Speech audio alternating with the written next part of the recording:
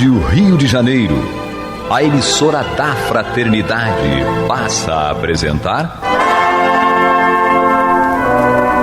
Luz na Penumbra, programa que leva ao seu coração a mensagem da doutrina espírita.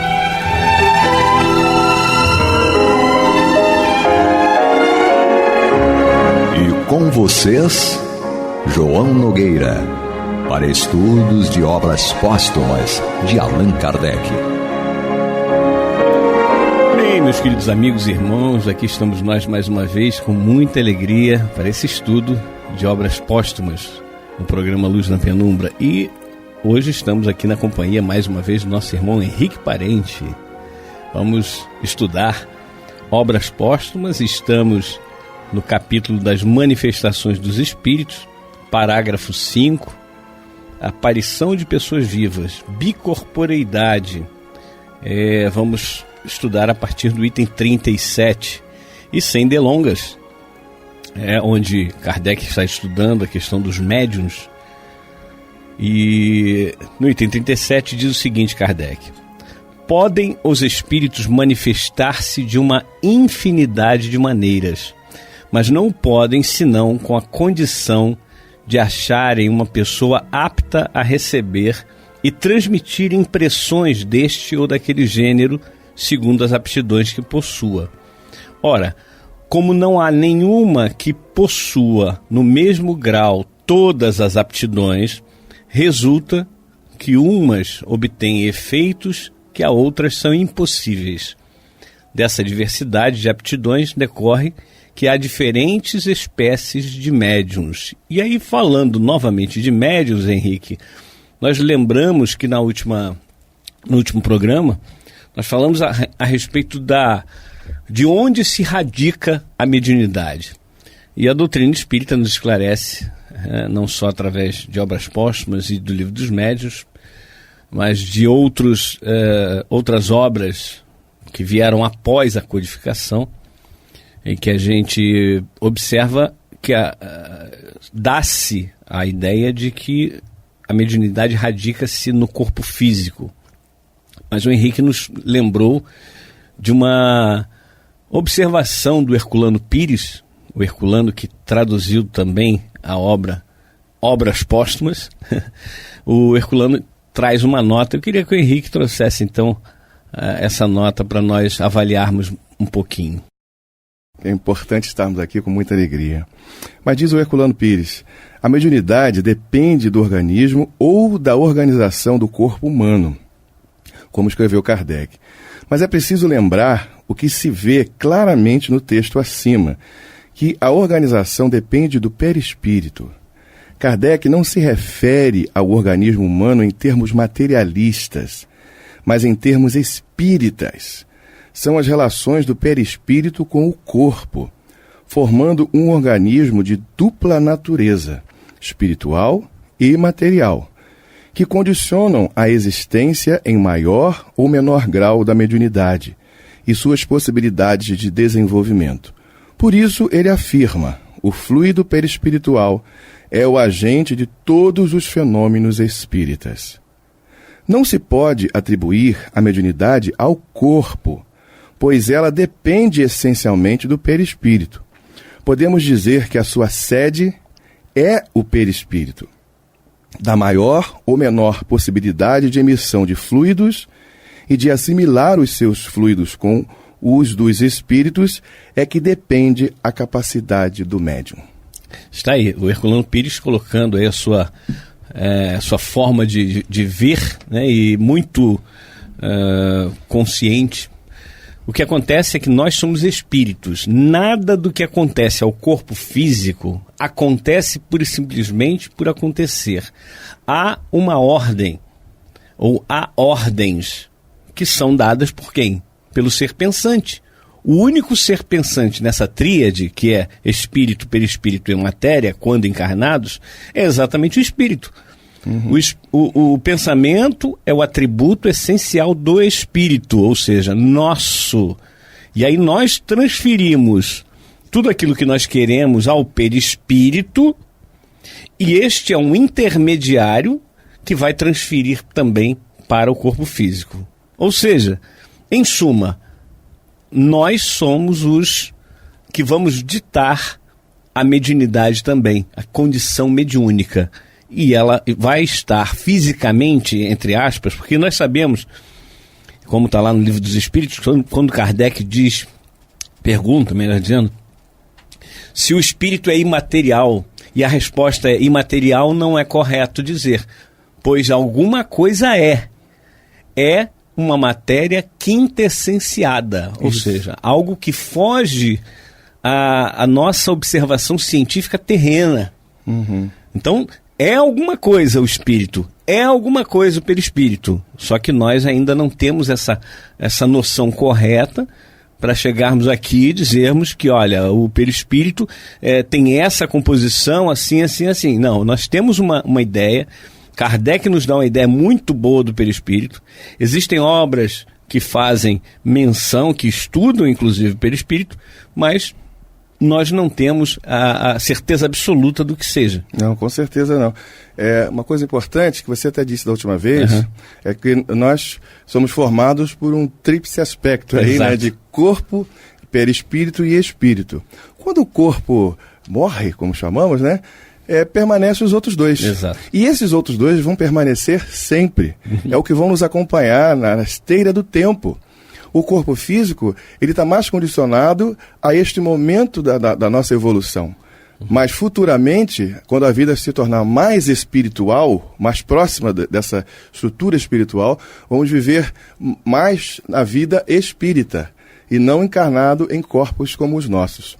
E aí a gente lembra algumas nomenclaturas usadas no movimento, acho que o André Luiz aplica também, o Dr. Jorge André falou muitas vezes nesses termos, que o perispírito é o modelo organizador da forma. Sim. Então, quando a gente lê a menção de Kardec e esse comentário do Herculano Pires, fica mais fácil a gente compreender que realmente a sede desse processo todo, ao qual chamamos de mediunidade, ele está contido no perispírito. Ele é a origem de tudo, porque ele também origina a forma física, de acordo com as nossas necessidades da experiência física. Exatamente. O que nós já sabemos do perispírito é que o perispírito se une ao corpo físico molécula a molécula. Isso. E como o Henrique acabou de lembrar, o perispírito que dá forma àquele, o corpo físico.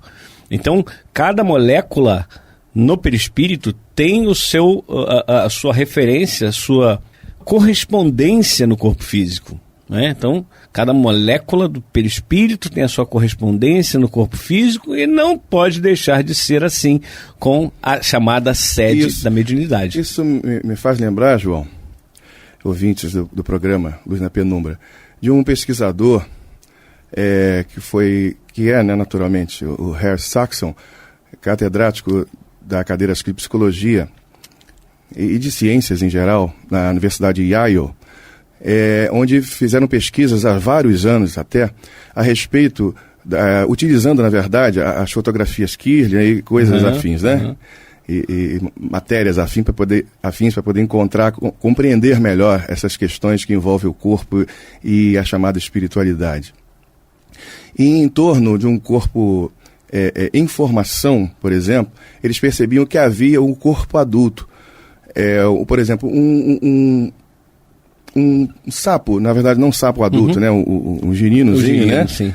Eles captavam que havia em torno desse girino a forma do corpo físico adulto, do sapo adulto, e de uma semente também, de uma árvore, que havia em torno dessa semente a forma energética, vamos falar assim, né?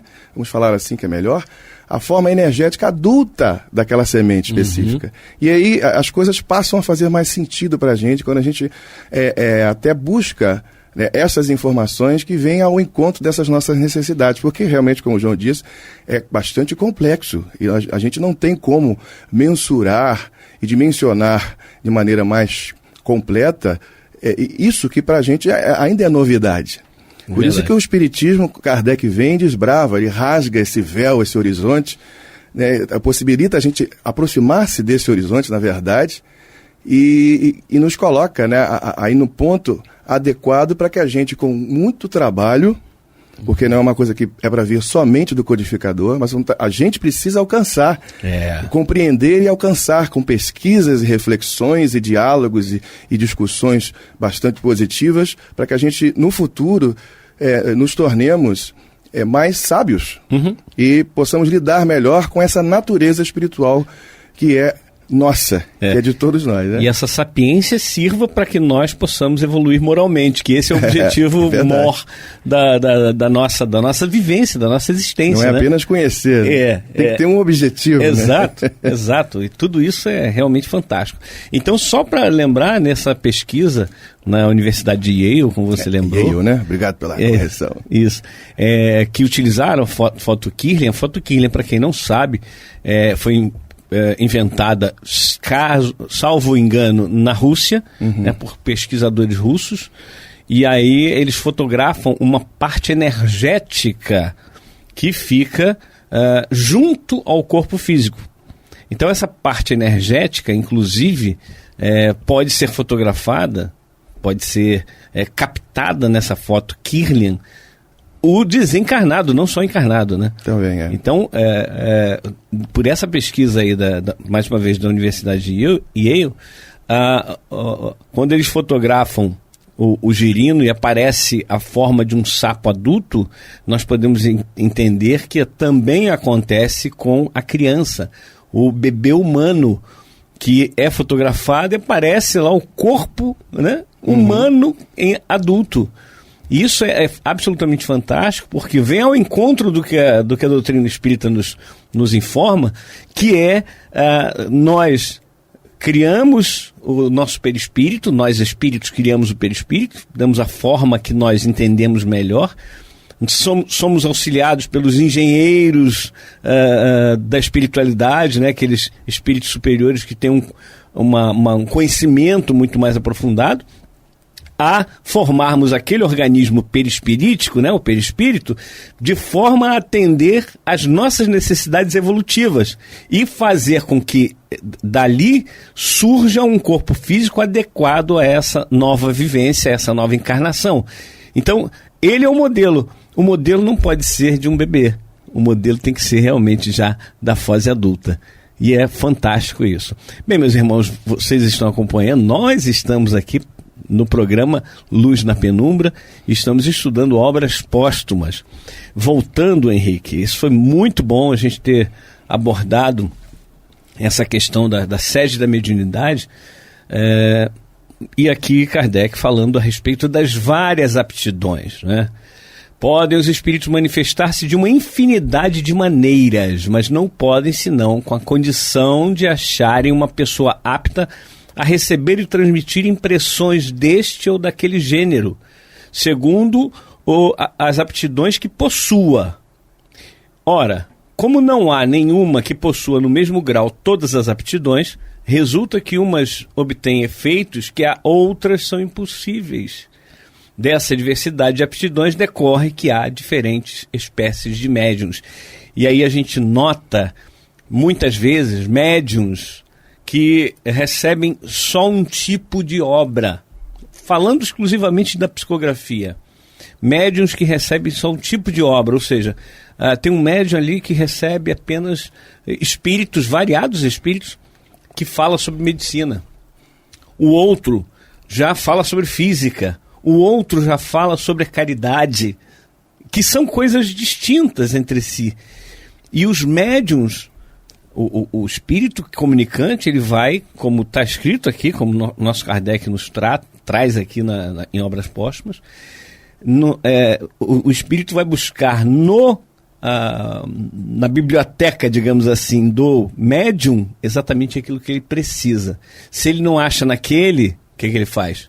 Procura outro, com aptidões que vão ajudá-lo a desenvolver aquela obra. Você vê que é um trabalho assim que envolve uma interação, uma reciprocidade incrível, né, que depende muito do desenvolvimento humano, em termos gerais.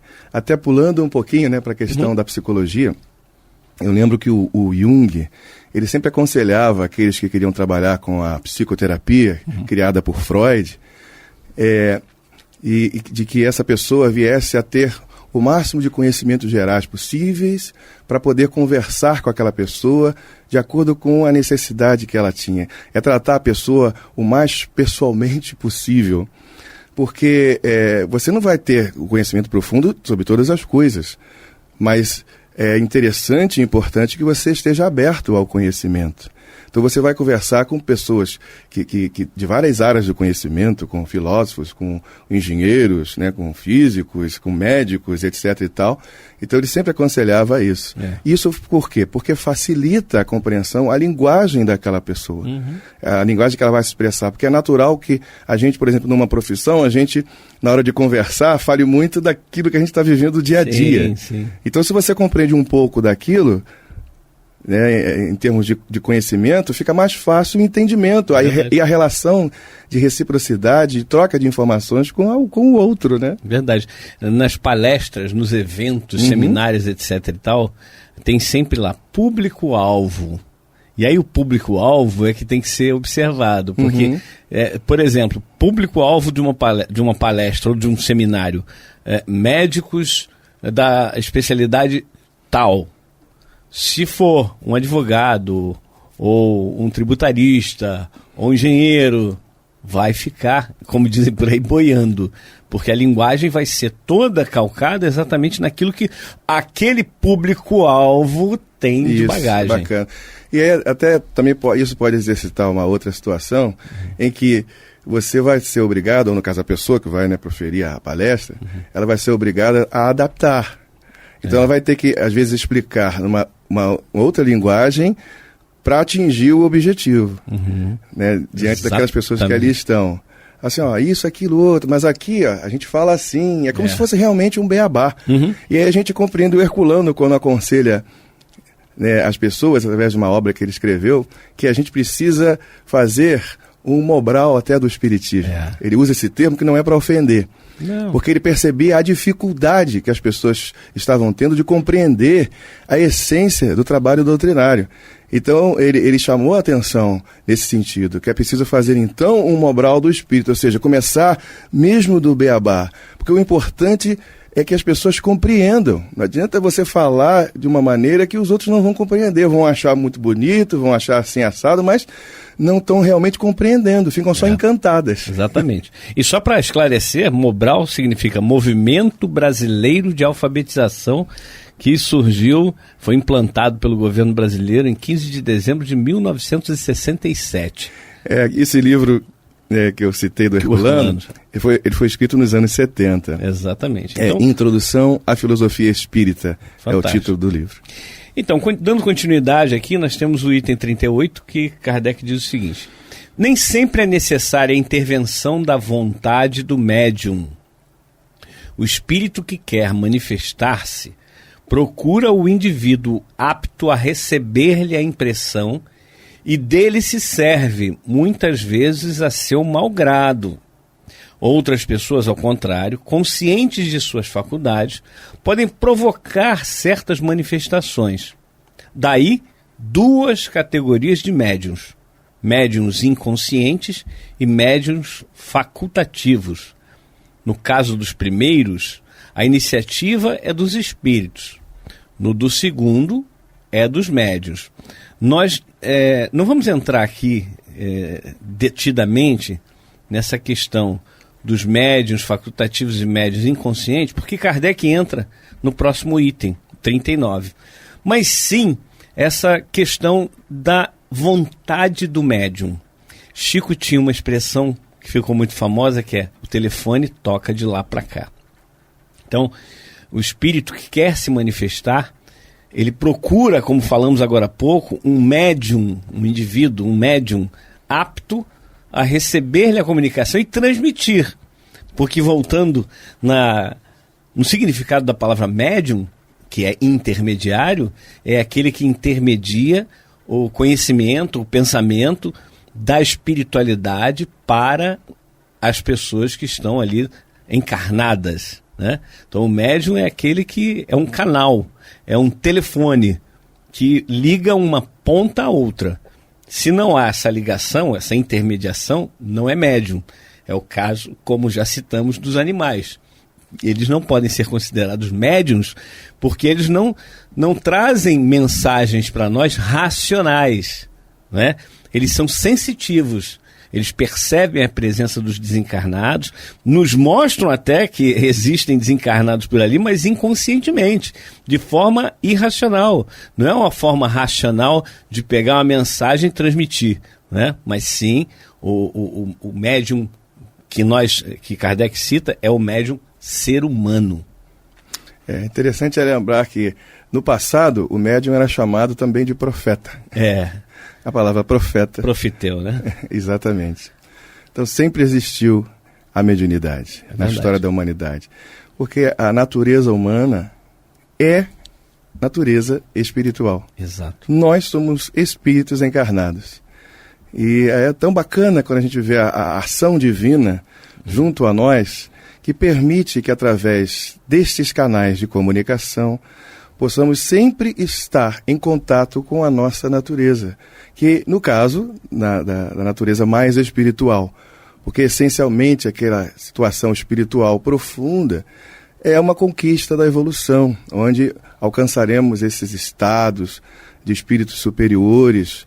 Daqui a algum tempo, não sabemos, né, quanto tempo isso levaria, isso só Deus poderia avaliar, né? Deus é aquele que sonda os rins, como diz a Sagrada Escritura. Então tudo é uma questão de tempo.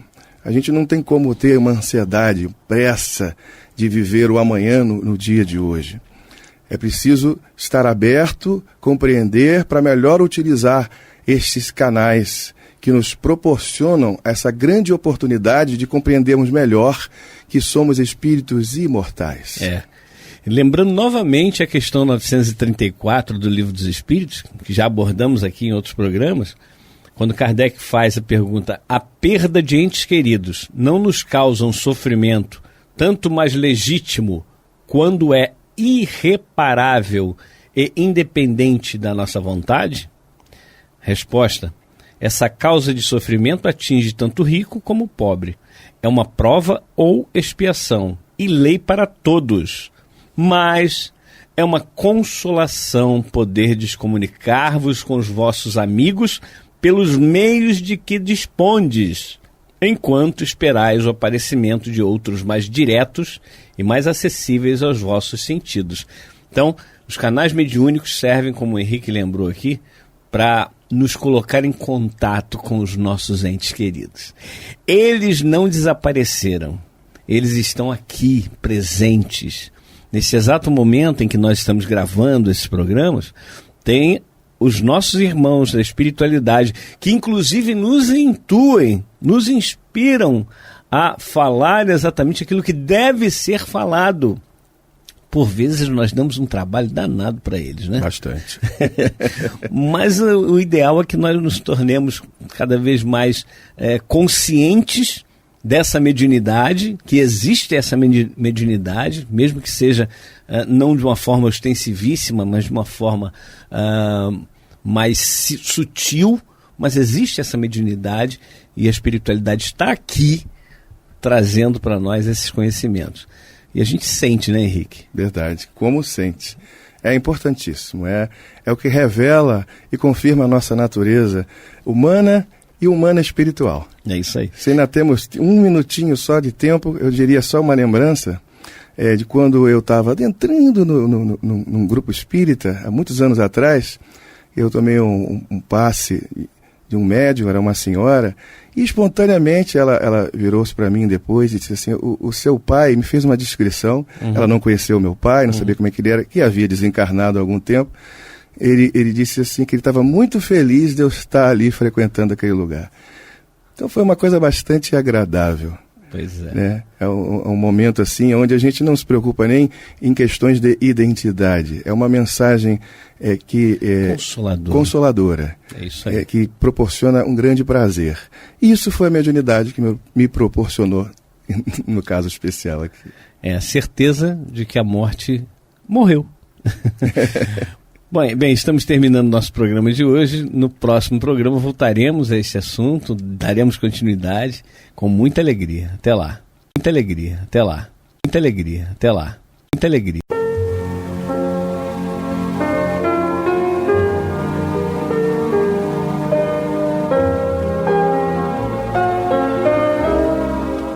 Rádio Rio de Janeiro está levando ao seu lar e ao seu coração a mensagem consoladora da doutrina espírita, através do programa Luz na Penumbra. E agora com vocês, Marta Batista e Antônio de Pádua Barbosa. Olá, amigas e amigos ouvintes, nós estamos chegando aos seus lares através do programa Luz na Penumbra, no qual nós estudamos de forma sequencial o Evangelho segundo o Espiritismo, e hoje estamos no capítulo 15, Fora da Caridade não há salvação, e para desenvolver os itens 6 e subsequentes que tratam do tema necessidade da caridade, segundo São Paulo. Para realizar a tarefa de hoje, está aqui o nosso estimado Antônio de Pádua, como toda semana, para ler, refletir e estudar junto conosco. No suporte técnico, Cláudio Almeida. E vamos então já dando um olá para o Antônio, porque esse tema é um tema muito importante, necessidade da caridade, segundo São Paulo, porque Paulo vai nos mostrar o que realmente determina quando algo é uma caridade ou quando não é uma caridade. E isso é muito importante, né, para que a gente muitas vezes não caminhe durante tanto tempo e perca tempo, né, pensando que está realizando a tarefa de forma ideal e quando na realidade não está. Então eu vou dar um olá ao Antônio e pedir que ele comece a nos orientar sobre esse tema. Olá, Antônio. Olá, Marta. Vejamos bem. O Kardec colocou aqui no Evangelho segundo o Espiritismo um trecho de uma carta de Paulo. Paulo, primeira carta aos Coríntios, né? Seu capítulo 13, versículos 1 a 7 e 13. O que inseriu, né, no Evangelho segundo o Espiritismo uma carta lá da continuidade do Novo Testamento?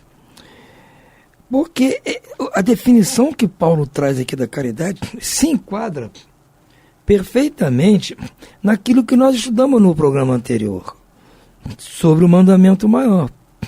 Quando Jesus diz que o amor a Deus não se prende a qualquer ação que nós possamos fazer e que vai, de repente, nos trazer um benefício imediato. Essas coisas que nós nos acostumamos a fazer desde o tempo das cavernas, né? Orações, vestimentas, ritos, sacrifícios, tudo isso. Não, Jesus diz, amar Deus é exatamente amar o próximo, como você ama você mesmo. Nos dizendo o seguinte, olha, se você não amar o seu próximo, não adianta tudo isso que você inventar para tentar agradar Deus, não vai agradar. O que vai agradar a Deus é você tratar bem dos filhos dele, né? Quem são os filhos de Deus?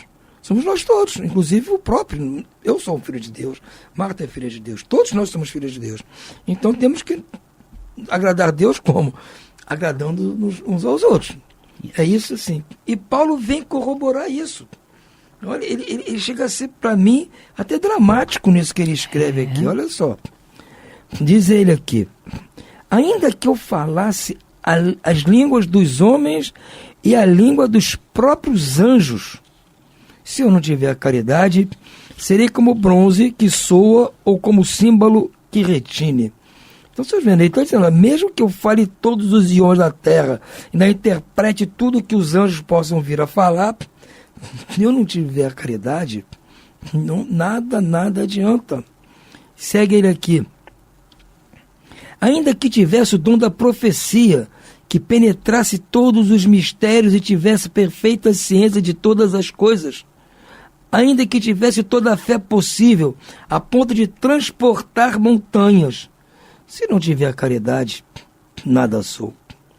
E mesmo que houvesse distribuído os meus bens para alimentar os pobres, e houvesse entregado meu próprio corpo para ser queimado, se não tiver a caridade, tudo isso de nada me serviria.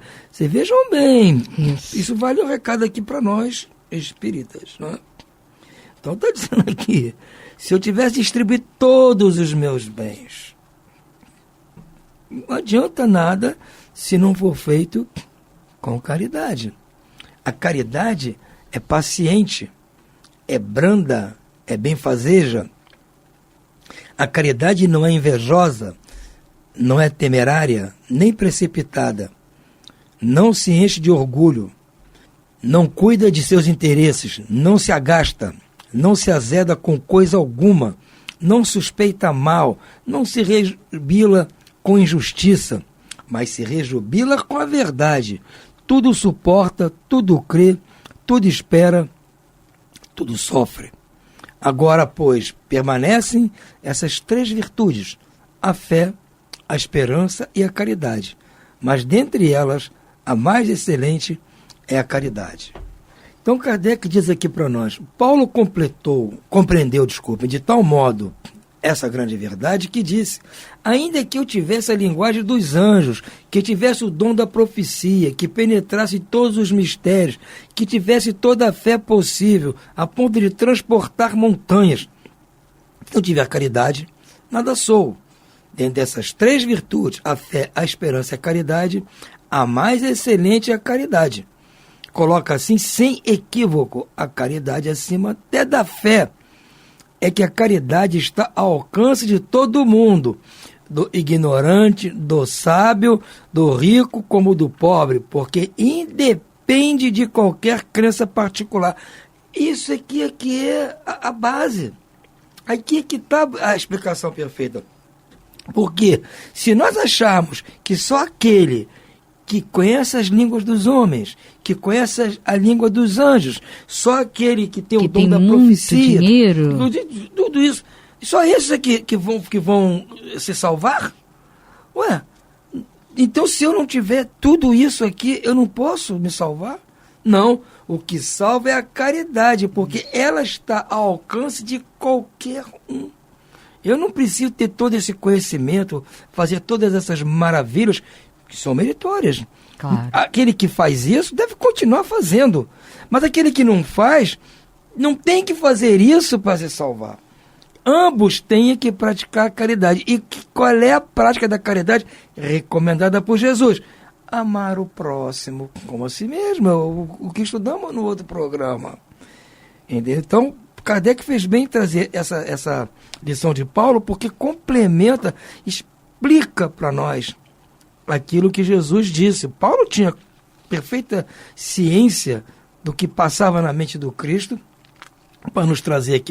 Não, mandou para os coríntios essa mensagem, olha, não adianta fazer tudo isso que vocês fazem aí, que qualquer mago do Oriente é capaz de fazer, se não fizer caridade, se não amar o seu próximo. Não adianta. E tem mais, este amor, ou seja, essa caridade é paciente. Ela não é exasperada, ela não quer resultado para amanhã. Ela espera o próximo ter assim, condições até de aceitar a caridade. No momento ele não pode receber aquilo que ele precisa, porque ele está numa situação dramática, nervoso. Não é? É aquilo que eu digo, a pessoa tem que ser inteligente até para fazer a caridade. Então você tem que ter paciência para aguardar o momento certo. Ela é branda, porque ninguém vai praticar a caridade com grosseria, com brabeza. Ela é benfazeja, porque ela quer o bem daquele que está sendo receptor da caridade. Não é invejosa, até porque se o que eu ajudar tiver mais que eu não tenho que ter inveja dele, porque no momento eu estou em situação de poder ajudá-lo naquilo que ele precisa, mesmo tendo menos coisas que ele materialmente falando. E até moralmente também. Não é problema algum. Não é temerário, ou seja, não faz coisas no risco. Faz as coisas com certeza, com precisão. Nem é precipitada. Tem que fazer logo agora porque o cara... Calma, gente. Não é assim. Ela tem um momento certo de agir. Não se enche de orgulho. Quem pratica caridade não fica orgulhoso, ou seja, é humilde. Porque você praticar caridade, você tem que primeiro ser humilde.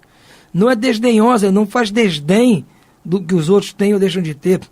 Não cuida de seus interesses. Então, eu não estou fazendo aquilo para ajudar o outro com o interesse de amanhã eu viro a receber alguma coisa em troca. Aquela história de convidar os rotos estropiados para o banquete. Então, eu vou fazer as coisas para a pessoa sem que eu, com isso, tenha que ficar esperando uma retribuição. Eu não me agasto, eu não me aborreço se não for compreendido. Se a pessoa não entendeu bem, beleza. Não se azeda com coisa alguma. Eu não vou me irritar, me aborrecer, porque não fui compreendido. Não suspeito mal, eu não fico desconfiando de toda pessoa. Não se rejubila com a injustiça. Viu? Pagou porque estava merecendo. Não é problema meu. Não vou me rejubilar com isso. Eu me rejubilo com a verdade. É o que ele pede aqui. Tudo suporta, a caridade tudo suporta, tudo crê, tudo espera e tudo sofre. Quando a gente ama alguém, a gente acaba sofrendo porque a pessoa não consegue resolver os problemas que a gente acha que devem ser resolvidos. Com os filhos acontece muito isso. A gente espera, eles não fazem, tornam-se adultos, não fazem, então a gente sofre com isso. Mas a gente fica esperando pacientemente até que eles um dia aceitem. E se não aceitarem, nós fizemos a nossa parte aqui. Já estudamos também isso aqui no capítulo que fala do honrar pai e mãe. Sim. Não é verdade? Então, e ele diz aqui, agora permanecem as 3 virtudes, fé, esperança e caridade. Não adianta ter fé, não adianta ter esperança se não houver a caridade. Se as coisas não forem feitas com caridade e basicamente, anteriormente, com humildade, a sua fé não vai funcionar, gente. Perca as esperanças de que você vai conseguir o que quer. Diz aqui Kardec terminando. Ele faz mais, o Paulo. Define a verdadeira caridade. Mostra não só na beneficência, como também no conjunto de todas as qualidades do coração, na bondade e na benevolência para com o próximo. Então ele está dizendo isso. Muitas vezes, como ele diz aqui, mesmo que eu dê tudo que eu tenho para alimentar os outros, isso é beneficência. Você está ajudando materialmente, mas isso é um benefício que você está dando, isso não é a caridade. Ter feito, pode continuar fazendo, deve continuar a fazer. Mas não espere que seja isso a caridade. Porque qualquer um pode ajudar o outro com alimento. Até os maus podem fazer isso. Claro. Os invejosos, os orgulhosos podem fazer. Você não está fazendo nada de diferente. Você tem que agir como ele diz aqui. Da benevolência com o próximo. Ou seja, você querer o bem do próximo. Amar o próximo é querer o seu bem. Não é fazer o bem a ele. Fazer o bem eu faço até, às vezes, com pessoas de que eu não gosto. Eu tenho que fazer o bem. Até para me livrar do sujeito que está me perturbando. Agora, isso não é a caridade. A caridade é eu querer o bem. Mesmo que eu não possa fazer a beneficência. Mesmo que eu não tenha condições materiais de fazer a beneficência, eu vou orar querendo o bem daquela pessoa. É a caridade. Então, essa distinção é que nós precisamos fazer. Eu digo nós espíritas, por isso, nós precisamos entender muito bem como tratar as pessoas, não só os necessitados materialmente, que é um trabalho muito bonito que os centros espíritas fazem, mas tratar aqueles que sejam necessitados moralmente falando, dizer assim, emocionalmente falando, sentimentalmente falando. Até mesmo, né, aquele caso do livro, né, que nós recebemos hoje, que é a acessibilidade, né? Tratar essas pessoas que têm deficiências, né, e incluí-las. Exatamente. Então, nós espíritas, nós já temos assim, esse começo do caminho. Temos vontade de praticar caridade. Fora da caridade não há salvação. Então, nós já temos isso. Então, precisamos aprender como fazer isso bem, seguindo o que o Cristo nos diz, seguindo o que Paulo esmiuçou aqui para nós. Então, dentro do nosso centro espírita, nós temos que olhar isso. A pessoa que vai necessitada, seja com problemas de acesso, seja com problemas sentimentais, morais, espirituais, tudo que tem direito, seja com problema material, com fome, com desavenças familiares, não importa. Essa pessoa tem que ser recebida no mesmo patamar em que nós estamos. E não adianta falar com ela que não, porque eu sou uma grande médium, que eu tenho aqui, vou receber uma mensagem, estou recebendo uma receita. Se você não fizer isso com humildade, com paciência, com compreensão das dificuldades, com compreensão, com a incompreensão da pessoa que vai receber, não adianta nada você ser um médium fabuloso que recebe 1000 espíritos, faz até prodígios. E aí? Tem muitos por aí que fazem prodígios aí, né? Pelo Brasil todo aí tem gente aí dizendo que faz e acontece, cura, faz de tudo. Será que isso é caridade? Não é.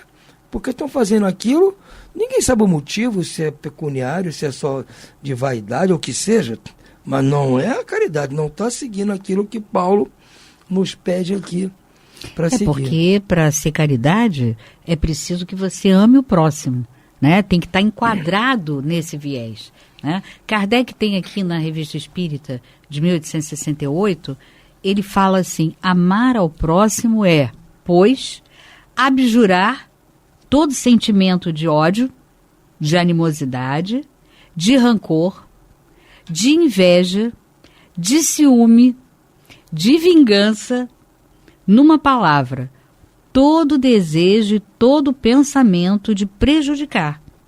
É ser indulgente para as imperfeições de seus semelhantes e não procurar a palha no olho do vizinho. Olha, quando não se vê a trave no seu. É cobrir ou desculpar as faltas dos outros, em vez de se comprazer em as pôr em relevo, por espírito de aviltamento. É ainda não se fazer valer à custa dos outros, não procurar esmagar a pessoa sob o peso de sua superioridade, não desprezar ninguém por orgulho. Eis a verdadeira caridade benevolente, a caridade prática, sem a qual a caridade é palavra vã. É a caridade do verdadeiro espírita, como do verdadeiro cristão. Aquele sem a qual, aquele que diz fora da caridade não há salvação, pronuncia sua própria condenação, tanto neste quanto no outro mundo. Fantástico, né? Marta, o que ele está nos trazendo aqui? Aquela pergunta famosa 866 que responde qual é a caridade na visão do Cristo, isso, que é benevolência, indulgência e perdão. Você só tem essas 3 palavras. O Kardec explicitou exatamente, se você for ler, ele explica o que é benevolência, ou seja, você não querer essas coisas contra o outro. Isso. Você não quer o mal do outro, você quer o bem. Então, claro. Não querer isso. Ele diz, olha, querer o bem, o que é querer o bem? Antônio, pergunta Antônio. Mas o que é querer o bem do outro? Ele diz, querer o bem é não querer o mal. Isso. Não querer o mal, então ele lista ali tudo que você lista não tem tudo, é. Tem indulgência com as falhas, ele fala aí. Fala. Com as incompreensões, tudo, e o perdão. Então ele está só esmiuçando para nós, abrindo aquilo que está compactado, isso, naquelas 3 palavras, para nos mostrar o que é a caridade na visão do Cristo. Como a pergunta 866 nos mostra. O Antônio, e é fantástico, né, essa ligação dessa definição aqui de Kardec sobre caridade, né, e sobre amor ao próximo, e também o que Paulo fala, porque ele começa dizendo, olha, você pode dar toda a tua fortuna, você pode ser um homem bilhardário e dar toda a sua fortuna, você pode falar todas as línguas dos anjos, dos homens, enfim, você é um prodígio, né? Você pode se imolar, mas se não tiver caridade, então o que ele coloca? É que você pode fazer tudo isso sem amar o próximo. E a gente define e percebe que fazer a caridade não é o que você dá, é como você dá. E isso é fantástico, né? Porque isso aí, digamos assim, inclui a todos. Porque qualquer um, se der de forma amorosa, ele estará fazendo a caridade. Porque vamos dizer, se a humanidade fosse esperar, a humanidade que eu digo como sociedade habitante aqui do nosso orbe, fosse esperar que todos estivessem com essa capacidade que Paulo descreve aqui, dos idiomas, das línguas, da profecia, tudo isso, para então nos salvar, Marta, não dá. Então, hoje não haveria já espíritos bons aqui no nosso planeta. Porque no passado Eles estavam aí nas cavernas, estavam aí nas lutas aí em Roma, sei lá onde. E mesmo dentro de toda essa ignorância, resolveram praticar a caridade. Resolveram amar o próximo. E não dependeram dessa intelectualidade toda aqui para se elevar. Então, nós temos que desvincular esses benefícios da caridade. Do bem que se quer ao outro, da indulgência que se deve ter com o outro, do perdão que se deve dar ao outro.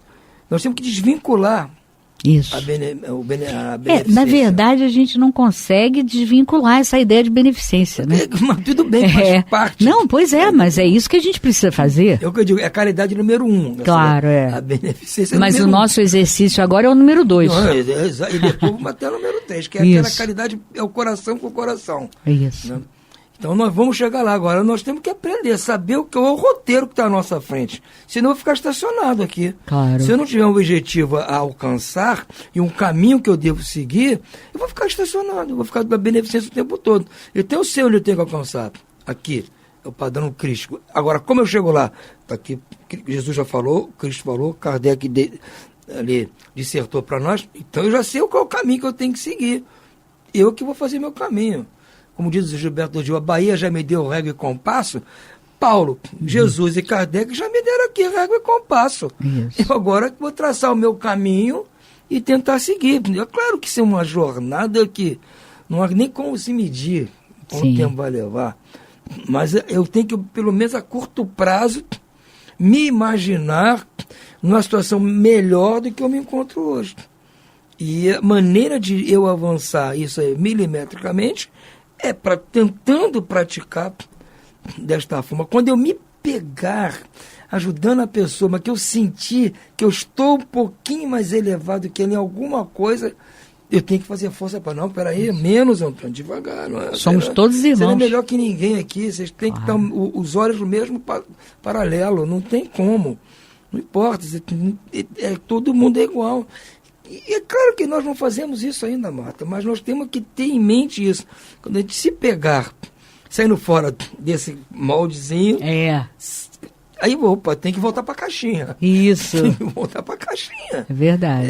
Essa é a figura que eu vejo aqui. Nós temos que nos enquadrar aqui. Exato. E nós estamos, por enquanto, fora. Mas vamos tentar, aos pouquinhos, reduzir a gordura dessa parafernália material que a gente ainda fica aqui envolto, porque precisa dela para certas coisas, mas precisar não quer dizer dar um valor excessivo.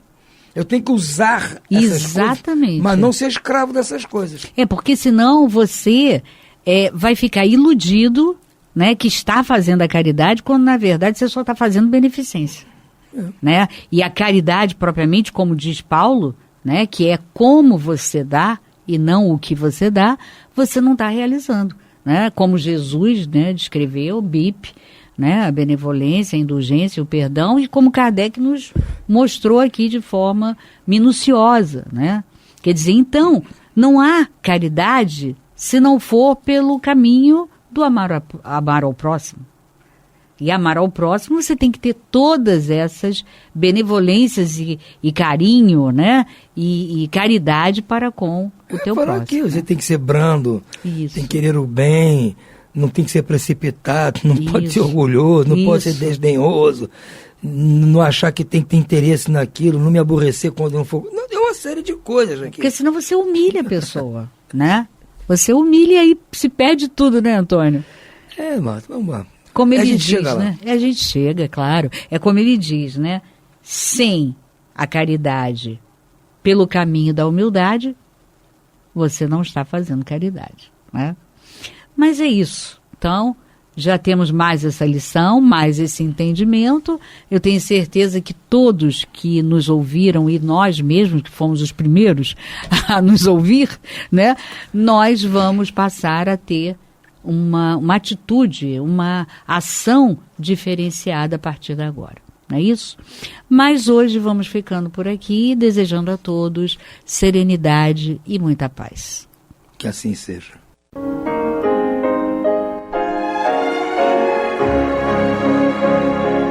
E vamos ouvir agora a prece de encerramento de nosso programa, na voz de Geraldo de Aquino. Jesus, dá-nos coragem para a luta, piedade para os insultos e misericórdia para as injustiças e ingratidões. Limpa nossa alma de inveja e ambições mesquinhas, de ódio e de vingança o nosso caminho. E que dentro em pouco, ao recolher-nos de novo ao calor do nosso leito, para que o sono nos dê a paz e o esquecimento das tristezas humanas, possamos sentir, Senhor, no mais íntimo de nosso ser, a doçura indefinível do Teu amor e a grandeza incomparável da Tua divina presença. Que assim seja.